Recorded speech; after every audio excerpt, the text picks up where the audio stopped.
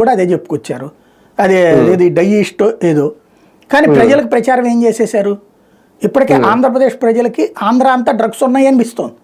ఎందుకని? ఏదో 2 కంటైనర్ల ఏదో 2 ఓడలకు సంబంధించి. ఈ 2 ఓడలు కూడా ఆంధ్రాకి సంబంధం లేదు. కానీ ఆంధ్ర వాడు ఎక్కడో వ్యాపారం చేస్తే సాగినటువంటి వ్యవహారంలో ఒకటి. ఇంకొకటి వచ్చేటప్పటికి అసలు అది డ్రగ్సే కాదు. కానీ ప్రజల్లోకి ఏం తీసుకెళ్ళిపోయారు? డ్రగ్స్. దాంట్లో ఎంత చక్కటి కథలు వేశారు, స్క్రీన్ ప్లే తయారు చేశారు. గుర్తు తెచ్చుకుంటే అప్పుడు గుర్తు తెచ్చుకోండి, ఒకసారి స్టోరీలు గుర్తు తెచ్చుకోండి. తేల్చేశారు సిబిఐ, అయిపోయింది.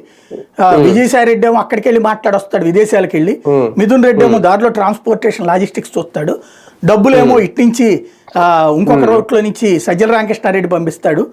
మధ్యలో డ్రగ్స్ అన్ని తీసుకొచ్చేసి ఇక్కడ పంచేటటువంటి బాధ్యత ఏమో చెవిరెడ్లు వీళ్ళందరూ చూస్తారు. ఏం కథలు అయ్యి అసలు ఏమన్నా అర్థం ఉందా? మొత్తం అదంతా రాసేసారు, అయిపోయింది. వాళ్ళకేం బుర్రా బుద్ధి లేదు కాబట్టి నిజంగా బుర్రా ఉండుంటే ఇప్పటికైనా దాని మీద ప్రైవేట్ కేసులు వేయాలి.